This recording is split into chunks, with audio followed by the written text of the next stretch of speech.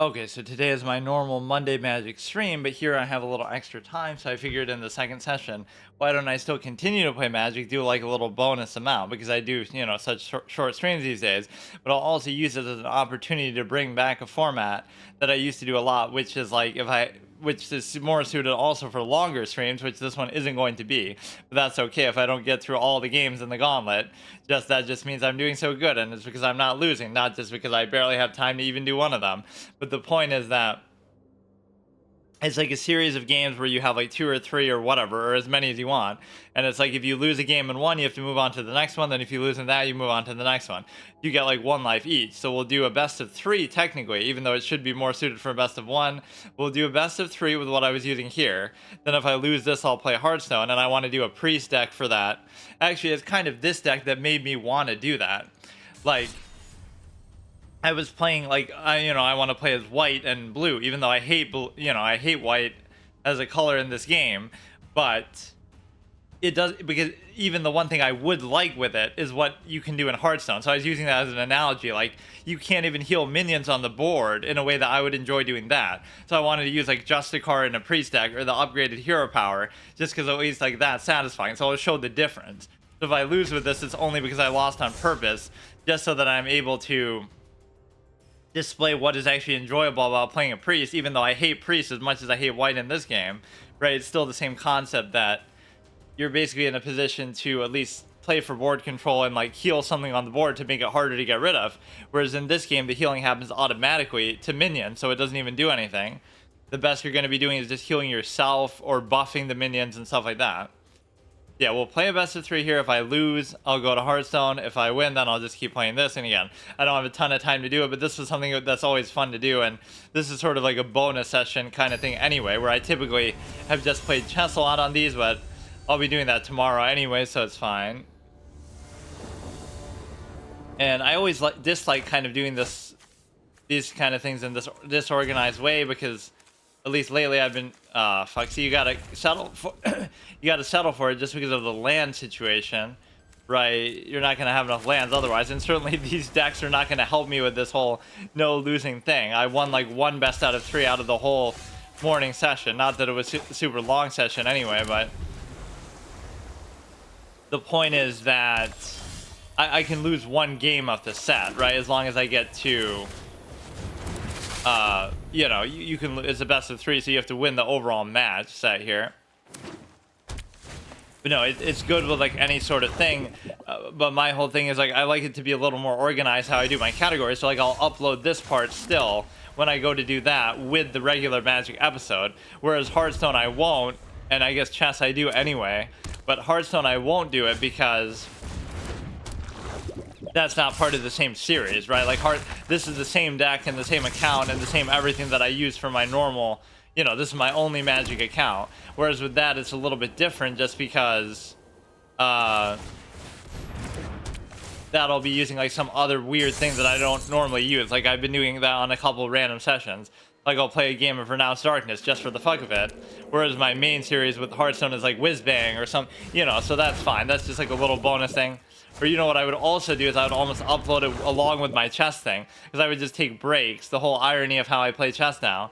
I used to play chess to take breaks from other things. Now I play other things to take breaks from chess because of how long and exhausted that is. But this is kind of good to just test something other than chess in this format, because that's mainly what I've done. Not that it really matters, but I was mostly doing this like on recorded sessions instead of stream, because I didn't have internet at the setup, but now I do. Now it's basically the same thing, and the sad part is I'll end up spending more time in this secondary thing than in my primary one, just because I don't have time these days. Yeah, we're playing for our life. He's using a shitty, scuffed, toxic deck, which, it's just not that impressive, but also I'm not going to be able to do much about it. I love the way this guy looks, actually.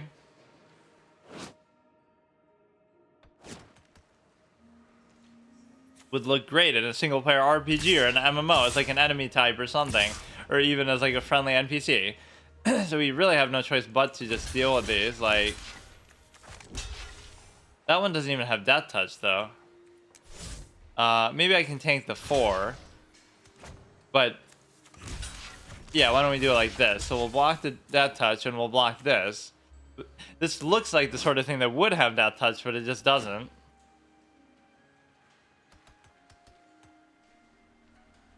Yeah, what did I do in the setup the last time? I had done like... Oh, I had done Arc for some reason. I did my Thursday episode of Arc. The real lose condition here is obviously going to be the Toxic, less so than the health. But for somebody like me, it would almost be the same thing. And the reason why is because it's like I don't have any healing really, despite the fact that I'm using all these white cards. And so it's possible if you hit me 10 times, you're going to do 20 damage. You'd have to hit me for an average of 2 damage, which I guess they're not even doing that. But no, I do like the Toxic mechanic. Not just because I'm a Toxic player myself, but with this, you'd have to kill it to make it worth it. The 4 damage actually doesn't concern me at all, because, you know, it's just the Death Touch is so annoying because I can't do anything then. Right? Toxic Death Touch, okay, that makes it kind of fruitless, but it wouldn't have mattered either way then, because you would have died anyway. You know, it's simply too high of a counter. And there's nothing that really reduces it as far as I can tell. Or there might be effects that just mention that as a general mechanic, like reduce the number of counters you have just period. But that really didn't help me. And this is the whole bug or issue of like when you tab out, right? You can always test that. It mutes the audio for a second every time you tab out. It's going to be impossible to hang on for dear life now. You know, it is sort of a fun mechanic, albeit a little bit insular. There should be kind of other things like that that have a win condition associated with them. Right, it's very specific. Nothing else really works like that. There aren't really that many actual auto win conditions in the game when it comes to... You know, when it comes to mechanics like that. Or even it's like some very specific card that does it, like an Exodia-esque whatever. Not that it really works anything like Exodia, but there are a couple of mechanics like that, where it's a card that just says, oh, if you meet this condition, it just destroy the enemy hero, or, you know, you just win the game. Or I love that one that's like a weapon or something, that's like, if you, as long as you have that weapon out there or something, you can't lose the game even if your health drops below 0. So like I had no way to get rid of that against somebody like the first time I saw it, and it's just like I'm just screwed. There's nothing I can do, and I just lose. And so I get them to like minus 100 or something, you know, see how far you can go with it. But I forget how that works, if it caps out at 99, or because it makes it look with the amount of space here. I think it does go up to 100. It just kind of shrinks down the text. But the way it looks here, is like, you know, it can only fit 2 digits, so it'll just cap your health out at maximum 99 or maximum minus 99, assuming that even matters. Like, mostly it's just a BM thing that you just kind of show off what you can do in terms of, you know, see how low I can get them. And the game kind of lets you do that sometimes, where, you know, you attack it with like 100 things and it'll actually make you sit there and wait and watch it. So this is fine. Not really gonna get the buff effect, but... Or wait, no, it would still happen. You'd have to... all these cards and effects and everything are just so inefficient. Partly just because they're bad cards. Like, I could get better ones for even these colors, but partly also because, I mean, it's kind of the sort of deck where you have to do this. You got to treat it like it's aggro, like whatever. This is equivalent to, you know, whatever amount of base damage they would have normally done. But they're pretty good about saving their stuff in the process of me even doing that. I'm just getting mana screwed like I was before. But no, the whole point is that it's partly because, okay, the cards I'm using are not the best. Like, look at this, 5 mana, 3/2. Yes, it has flying and hexproof, but that's still not worth it for what it is. And then the other point is that even just these colors in general do not have the best kind of cards overall. And the reason why is because, you know, blue and white are just not as, are notoriously less good value than green, or in fact kind of everything is. out of all 5 colors, there's no other things that really have stuff like that, right? Where it's like a 5-mana 10/10 or something crazy. And I love the rebuttals that people even have. Well, it requires 1 of each, you know, only 1 mana color, like 5 green. But so what? I'll pay 5 blue or 5 white for one of these, and I don't even care. Or like I'll pay, you know, they'll use removal on it, but they can use removal on anything, so it doesn't even really matter. We still do block that at least, but their deck doesn't seem really all that good. But obviously what I'm using is completely garbage, so you'd have to really have some other win condition strategy. Or you know what you should do with this, actually, as much as I like the Invisible Stalker, we won't be able to do it now because obviously we lost this set, but or I guess we have a little time still to survive. But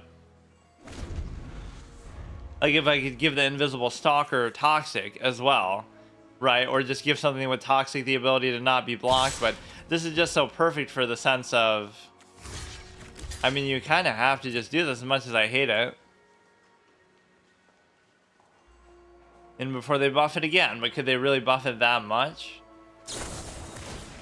Oh my god. See, the way you would beat this very easily is you just have the simple mechanic called removal that I just never have in the game because I just don't like it, or, you know, I even dislike it in this sense, right? At least I'm kind of 2 ways with it. I don't like them using removal on me, so I like mechanics like Hexproof to cancel it out. But then I also don't use it myself. It's not like I'm trying to use it on them and have it both ways. I can't be mad at that. That wasn't like a particularly great deck, but that applies even more so for me. Yeah, I haven't used Toxic in a while, and it's mostly black that you're gonna have it with, but you would think green would make a certain amount of sense, right? Green and black are the 2 that probably have it the most. That's fine. So now again, I just lost that on purpose so I could display this within a reasonable amount of time. So now I'll play a random priest deck just to be able to use Justicar. I tried to see if I had the cards for the one I used before. It was like some sort of pseudo meta one, but I actually can't use it.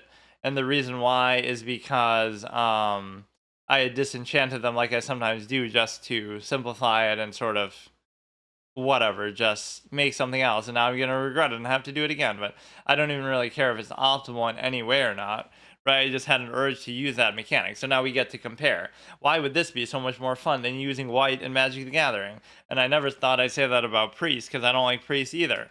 But the reason why it's more fun is simply because of the fact that you're able to basically heal stuff on the board, right? It's not that you couldn't theoretically do that in the course of Magic, but usually it's going to be a buff. And the reason why is because, again, everything auto heals, so what would be the point in healing it, you know, on the board when it's just going to be like that anyway? And this is kind of a good title, because since you're mentioning all 3 games and the gauntlet and everything, I only should really have to change the category. I shouldn't really have to change the title, right? Which I'm always kind of anal about doing that, just because, whatever, it's like it's very specific when it comes to whatever. I like to come up with almost some sort of RP and noteworthy, memorable title for everything. So here we have the ability to, I think it was one of these, right? Like Clown Time. And I was actually using a meta sort of deck for once, but we're missing so many things in there. Yeah, let's see what sort of suggestions it gives us, right? Like, we'll do Justicar for sure. Why don't we use that one quest chick that's like play one thing of every cost, and I forget what her name is. I don't know.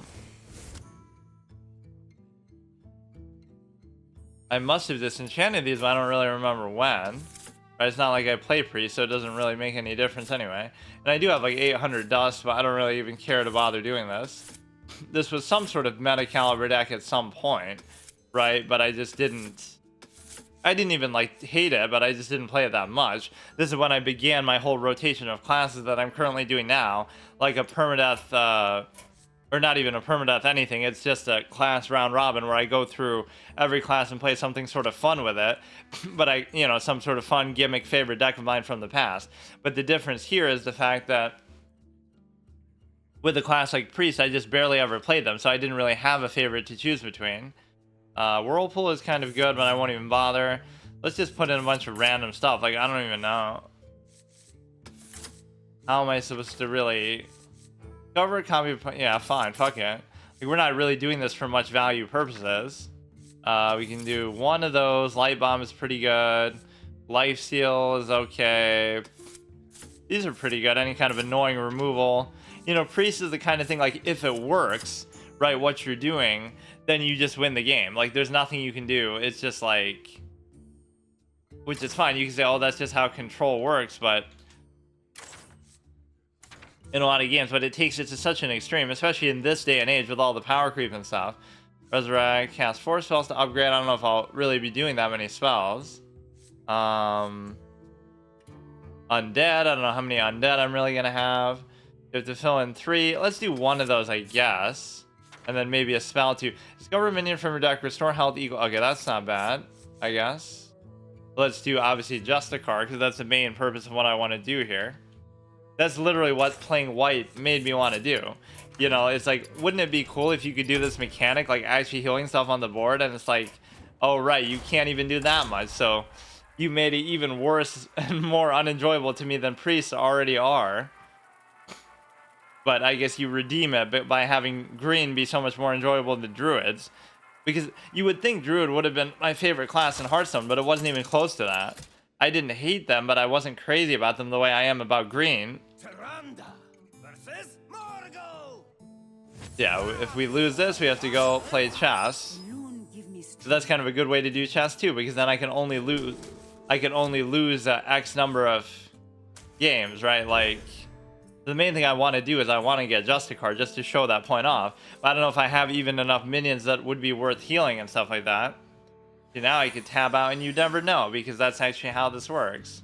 Right, this actually works properly for that, unlike Magic or Arc, both have the same problem. Where even if it's meant to play the music in the background, it just doesn't. If you tab out, it just stops working, so... Yeah, this setup is at least more comfortable now than it was before. I don't know why this deck was even that good at the time that it was.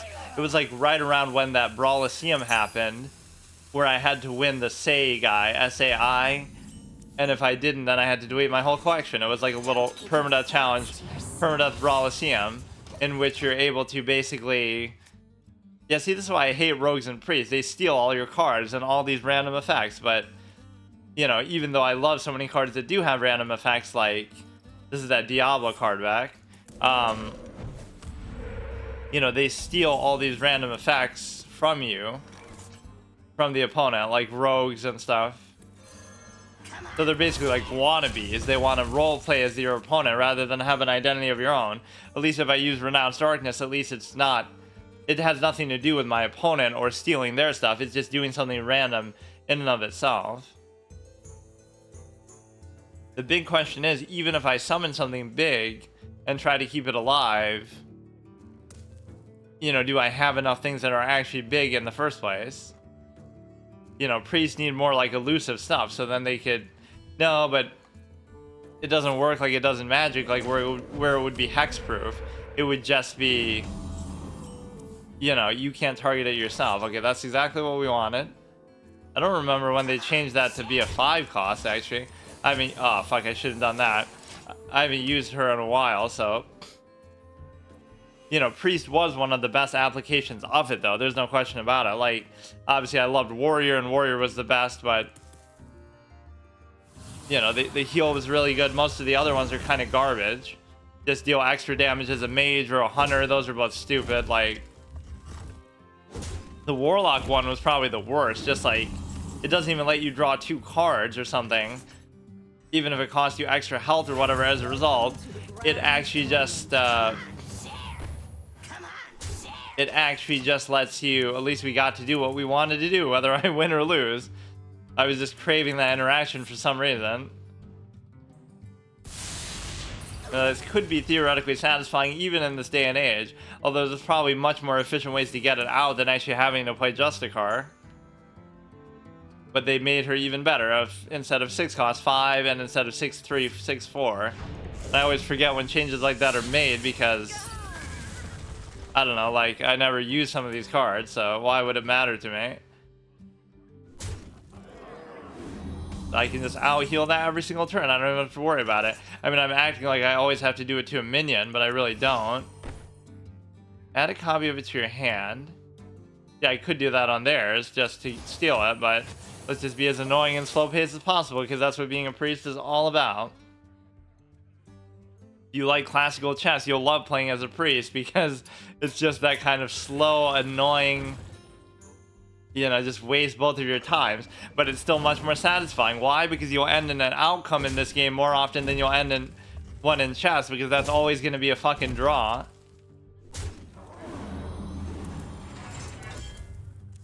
Okay, now our heals aren't going to be quite adequate, but I need this thing called a minion that I can actually be able to summon something. Deal 10 randomly split. That's going to be pretty much good no matter what, right? Guaranteed board clear. Now, they should have just played around that, because of course I could have stolen it from them. So you see how silly that becomes, like playing around stuff. You play around every single card from every single class in the game, because you're gonna just steal stuff from all kinds of random shit, like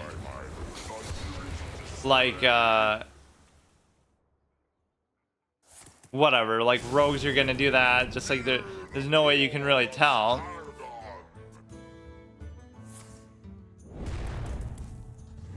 Okay, this is still fine with me. You can easily get rid of that. No reason to really do the heal one yet. See, we can slow pace with the best of them here. I just don't know what my win condition actually is. I just don't have any fucking minions at all. Like, unless I want to make a copy of one of his things, which is all you're good for as a wannabe. I'm something of a role player myself, but this takes it too far. Like, even rogues in particular I dislike because they have such insular mechanics. Like, everything is just so specific, and I don't know.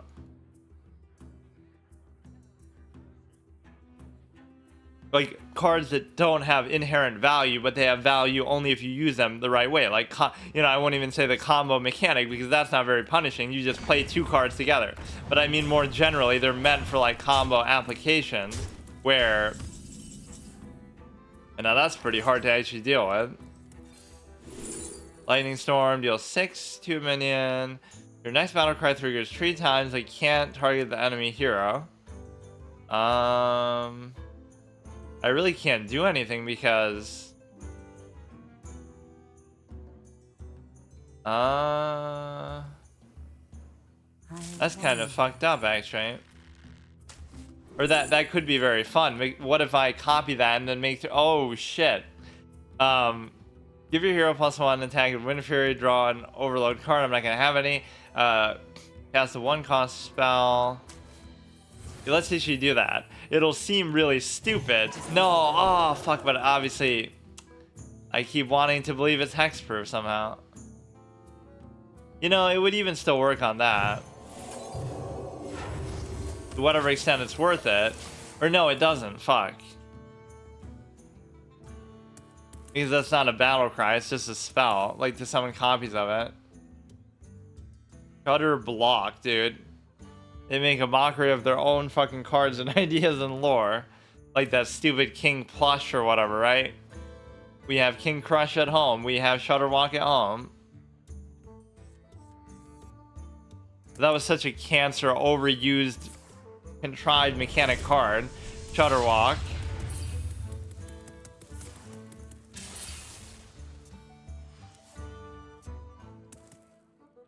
Some things, they just make it too obvious. Like, you know what it's going to be, and it's just like, you know its impact is going to be too great. Like, you can't even be surprised, right, when something crazy with it happens. Sometimes it's like, oh, clever use of game mechanics, but other ones like that are just dumb. Right, you know it's busted, but it takes them forever to admit it or to change it. And everybody will kind of show for it, like Renathal. Oh, Renathal's not busted. Also, they nerf it to 35 health, and people still keep using it. Right, like, it's still really good. Next battle cry triggers 3 times. It's not really going to matter. Like, there's almost nothing I can do. All his health values and stuff are so stupid. I could light bomb, I could do whatever, and none of it's actually going to do anything.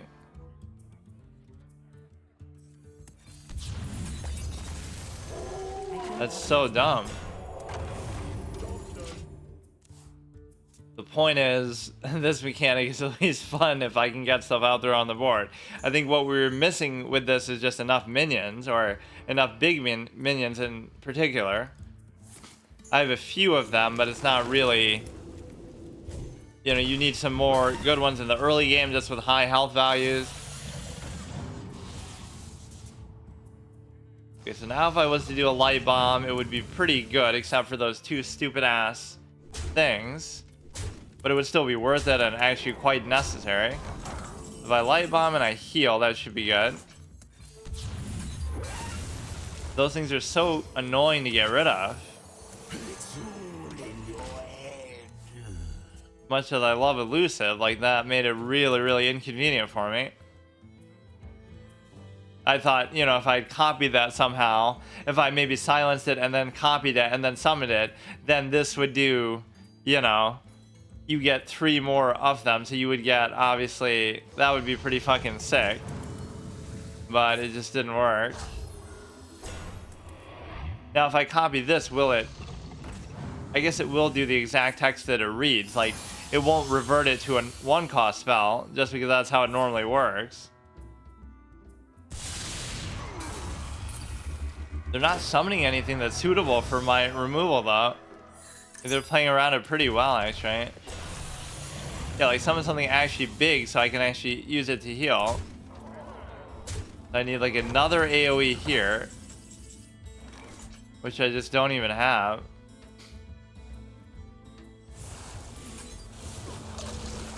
Maybe we just do both of these and then just fuck it. Just heal with everything and just don't even care and hope that it works out. Because these are just impossible to get rid of. Like, what would I need even? Another light bomb or something?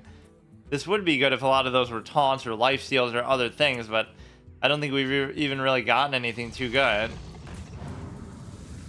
This is always kind of a fun mechanic that they keep doing that over and over. Well, fuck. Fun, by which I mean random and suboptimal. But I have to at least respect what they're doing. Like, this is the kind of deck that I would actually enjoy, like just some sort of pseudo Yogg-Saron type random bullshit. Yeah, that's the kind of thing we really want. But now at least the resurrection becomes a little more valuable. What battle cry would I have that would actually make this good? Gotta be something in there. I don't even really know what's in there. I just kind of looked at it briefly. This is like the specter of what remains from that optimal deck that I had before, right? Whatever meta deck from like 6 months ago or more, and whatever was, I barely even used it, so I wouldn't even know. Fuck. And of course that plays around the whole thing too, of whatever light bomb type shit I might have. And of course it didn't even die, so now I can't even revive it.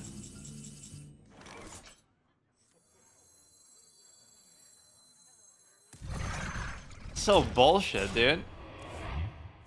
Fill your hand with 1/1 tendrils. Click on Titan to use 1 of 3 abilities. Force an enemy minion to attack. Take an... Oh my god. At least they shouldn't be able to kill me still, but... And again, if this dies... Okay, a lot of their stuff is at least suboptimal with how they're using it. Destroy half of each player's deck. I love this, actually. I didn't realize how fun this mechanic could be.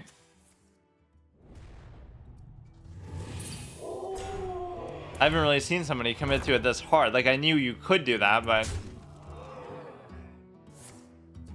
Is there not something I can still do? No!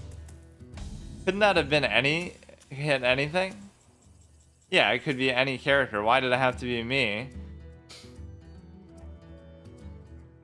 Yeah, all my removal is kind of cucked in this game, actually. Resurrect 4 minions, which would be cute, but it's not going to be enough to stay alive. Or maybe with the lifesteal, it somehow would be.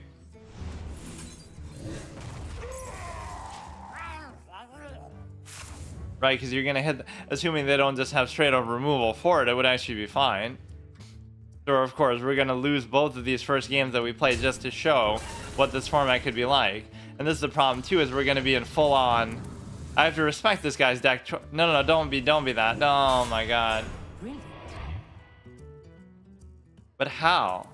How can you just do that? Like, everything just... Whatever, dude. I have to respect the randomness, at least, behind it. And now we'll do our third category. How perfect and convenient was that? That we get to show them all off in one fell swoop. Right, to show what this is all about. This isn't a gauntlet, it's a speed run. Did I even call it a gauntlet in the title? I might have called it something else. Like a round robin, but whatever, it's the same general concept. So now this one takes a little more setting up though, at least. Okay, so my speed run of all three of these categories is complete. At least that gave me a little variety in terms of, you know, instead of just doing chess all the time, we're just showing like, look, we'll do other categories mixed in with this. Even though this might be the primary thing I still do here in these sort of bonus sessions, so we get a little Marvel Snap art since we're obviously rotating these as far as whatever, like whenever we lose a game we have to change it. So Luca pieces, I don't know what that even means, Luca, but something down here. On mahogany chess pieces. Again, I'm sure wait, this is a board, but it also changes the pieces with it, I suppose, so I'll count that. And of course, the boards haven't really worked, right? Ever since they did some sort of change with this, they fucked it up. Right, so we gotta just go in order of these, and again, if I end up reusing one, then so be it. Alright, let's just concentrate, because I played pretty badly in a couple of these games. I keep letting my opponents off the hook and stuff, making it kind of too easy for them. With just like lazy calculation and stuff. I gotta use my own flamingo technique that we've even brandished in my description now, so they'll be able to figure me out. They'll watch that video. Now, that's the next level stream sniping. Instead of stream sniping me, they'll actually say, they'll watch my whole style of play video, right, and sort of use that to understand my style of play and everything. But it seems like everybody always understands that anyway. Like, they'll queenside castle and they won't play defensively as if they're not worried about anything else, like me putting pressure on them. I somehow telegraph that so easily to them that like I'm not a threat to them and I'm not aggressive or anything like that. So oftentimes you are supposed to take there, but you know, what if you just do something weird? And what you could do that's weird is like this. And the reason why is because now you don't even have to mess up your pawns in doing that. But see, this is the kind of overly ambitious thing that I end up doing that's just like not good and you shouldn't do it. But I still feel tempted to somehow, like, because the whole core principle is you don't want to let them open the rook, you know, the pawn of the rook, and then you're attacking on there. So therefore you go back. Now it's still covered by both the knight and the thing. So at least for my style of play, this might be better suited, even if the correct move is to take that. Now here you have no choice but to take, and that's perfectly fine.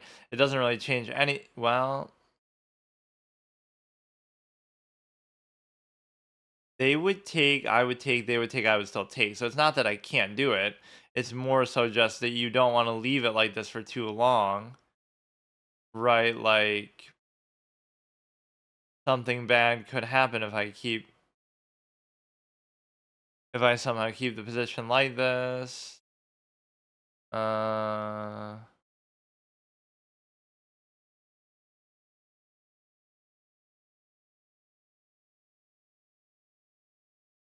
So this is no longer needed in the whole vicinity. So now here all they could do is they could take. If there is a pawn I could take, they could take. I guess I'll just get that one out of the way. So nothing should really have changed with that position. And the best you could do here is you could double take, which I almost hope that they would do. Right? That's almost doing me a favor. because then what you're able to do is basically just not have to worry about leaving stuff hanging and you just kind of liquidate it. That's exactly what I would have done, but just because I'm too afraid to try to, too afraid of what might happen or too lazy to try to figure it out. Here, for example, you should be able to take this. And the reason why, no, but you can't because you'll go there and then I can't even take it. But at least in theory, right, you would basically be able to unleash this into something else altogether where you're threatening that. I guess if you could put the knight somewhere where it threatens something too, like threatening the queen or giving a check, then you could definitely do that. But instead of that overly ambitious play, let's just try to stop him from doing this, right? Where you could go there easily and then you could basically attack this. So especially you don't want to go here. But no, if you went here, then you could just still take. So it doesn't actually matter. If you go there, I can't take it. But this is one of those overly ambitious moves that'll like cost you the game because there's no reason to do this. That's the thing, right? There's no reason to do it. And I'm going to do it anyway because if I can't find for sure something wrong with it, right, then I still do it. But I don't get why. What is it that they can do that's so threatening that I should be so worried about, right? And the answer is I don't see anything at all like that.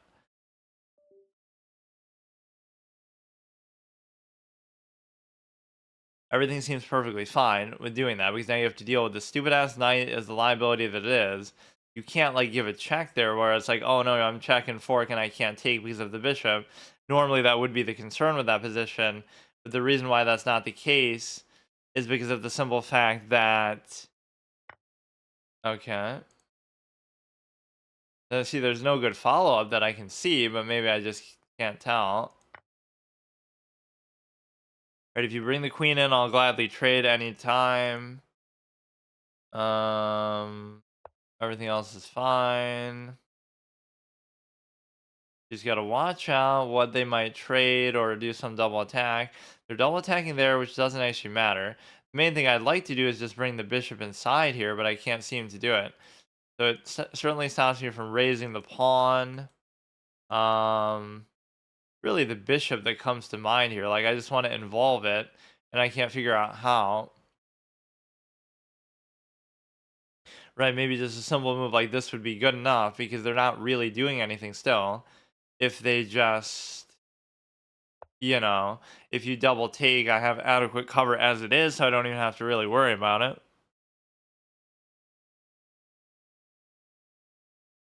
Come on, Ben Bro, don't let me down again. You already fucked up with your own card game. I was really disappointed with Marvel Snap, actually. I thought it'd be a lot better than what it was. And now this is at least good because now you don't have to worry about that stupid ass knight, potentially getting traded for and fucking everything up.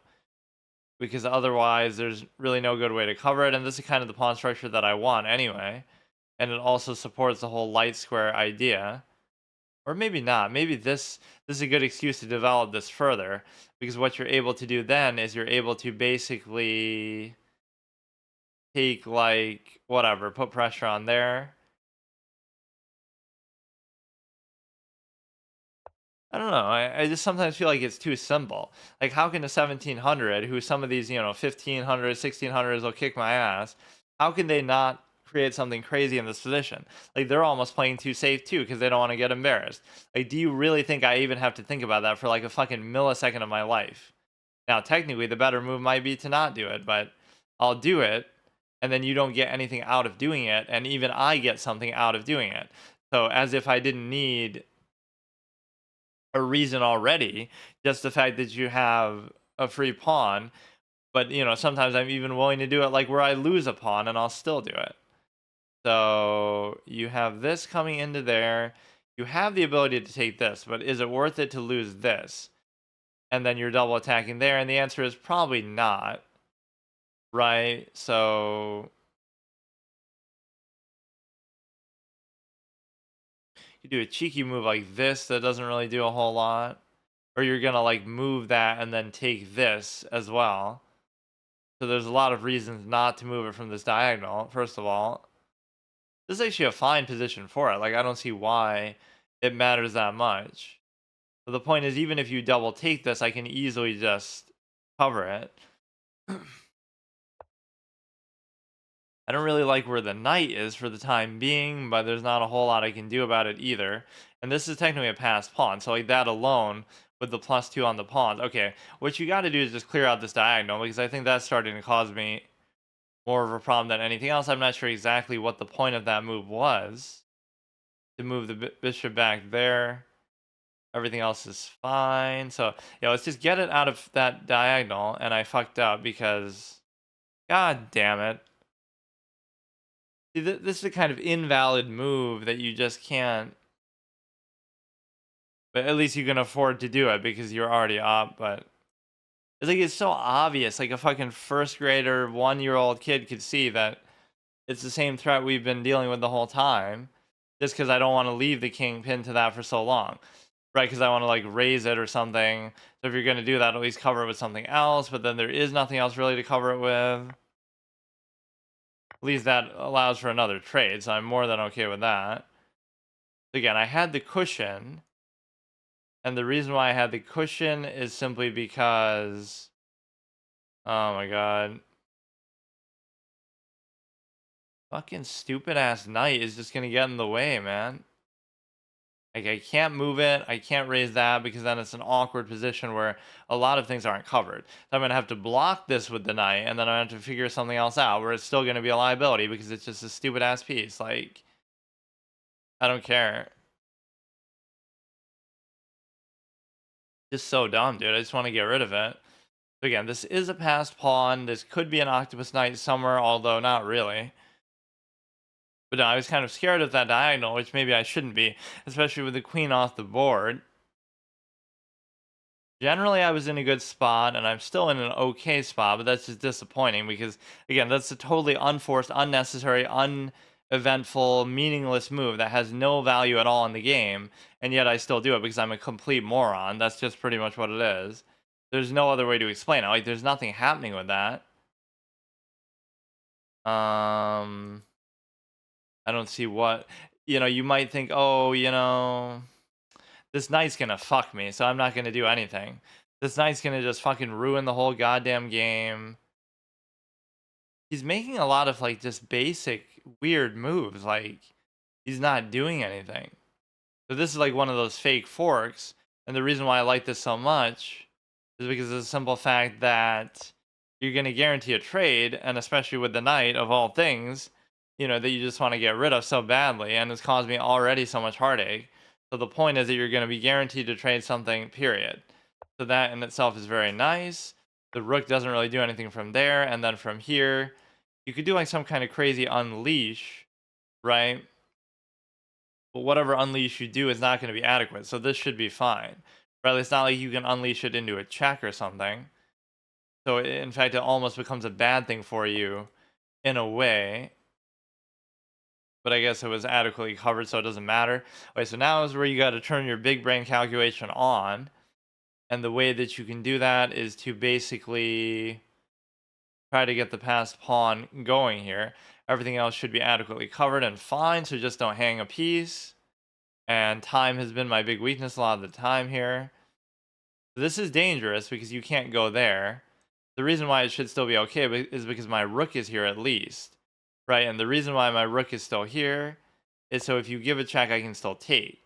So for the time being, at least as this position stands, everything is fine. But don't try to be cute and like, oh, I'm going to cover this pawn or something. Now you can go here, and that opens up other... Oh, for fuck's sake, dude.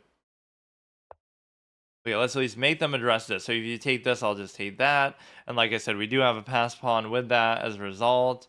You could try to connect it, but it almost doesn't seem like the kind of position where you'd want to do that. Okay, now you can certainly go here and cover this, but the question becomes, do I even really care about that? And the answer is, I kind of do. Like, it's not going to matter because you can just attack it there anyway. So what if I just keep going? You're never really going to be able to do this, though. That's the problem. Right, like, you're not gonna be able to promote this because promoting a pawn is virtually impossible to do unless you're like a super grandmaster who studied the game their whole fucking life. And even then, you often just use more so like the power and the threat of the thing than actually doing it. I don't know what the fuck, man.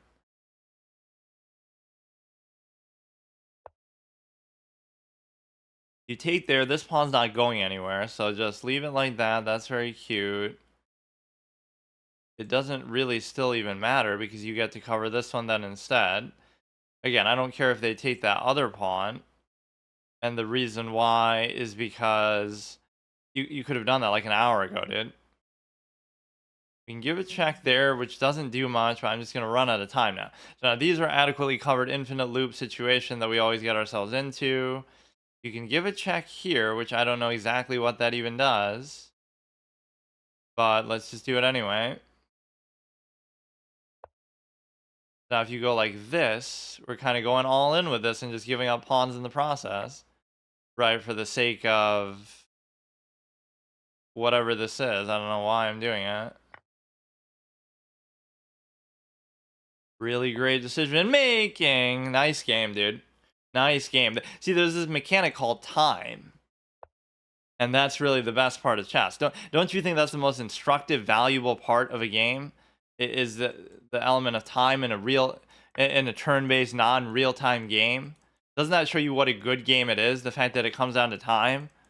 That a turn-based game that's not inherently about real-time decision making comes down to time. It's almost like that's subverting all its objective flaws. Just fucking do it, dude. I'm done. I'm done. Like, these last two games end the exact same way, I'm pretty sure. Or pretty much every single game ever. Like, just get faster, I guess. Just study and just get faster, because it has no actual value. Nobody is actually capable of really beating you in a positional sense in any way, ever, in any game that you ever played. But that's why you just lean on time instead. Isn't that so fun? I'll just go back to fucking playing classical. Like, I don't care.